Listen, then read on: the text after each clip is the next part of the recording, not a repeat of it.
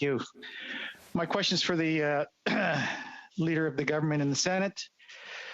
Senator Gold, my question is a follow-up on broadband connectivity for Canadians. I previously asked about spectrum auctions, also a subject of interest to Senator Patterson with his bill S242.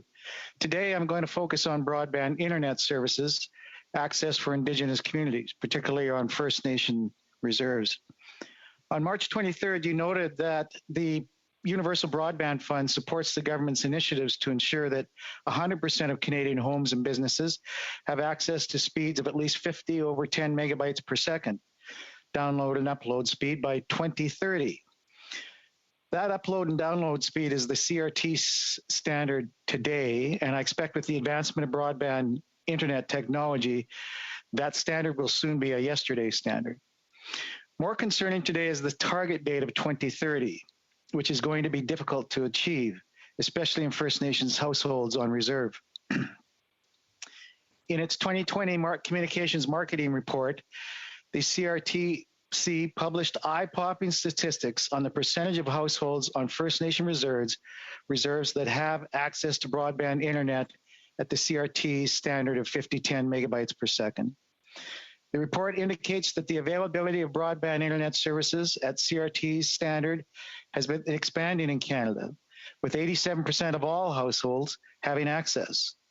However, that is not the case for households on First Nation reserves, which are trailing far behind, with only 35% having access to this service standard. Furthermore, there are significant disparities on First Nation reserves in different provinces and territories. In Saskatchewan, just 1.7% of households on reserve have access to the internet at the CRT standard. Yet in Quebec, it's 63%. In Manitoba, it's 2%. But in BC, it's closer to 68%.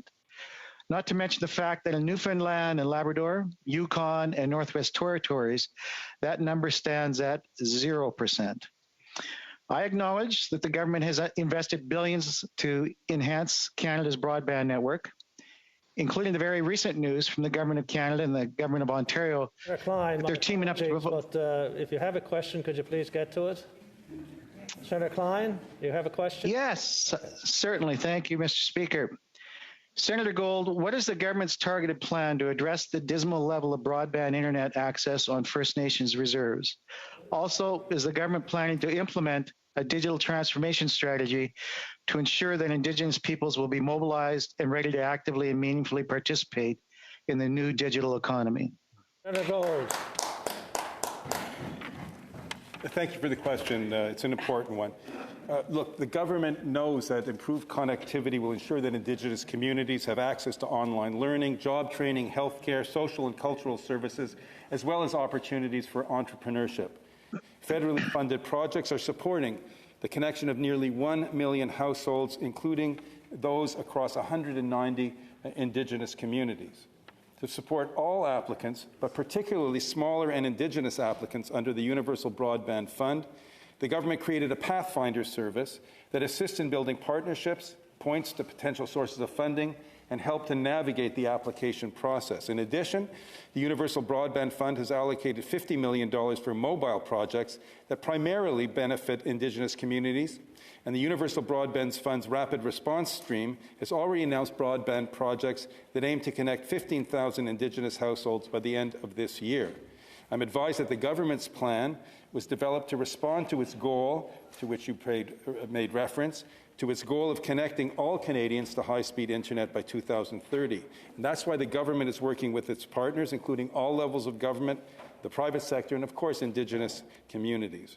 With regard to the second part of your question, the government recognizes that historically Canada has not armed underrepresented groups with the knowledge and skills to succeed in the innovation economy, and that's why the government is bringing new or improved high-speed internet to 190 Indigenous communities that face unique connectivity challenges.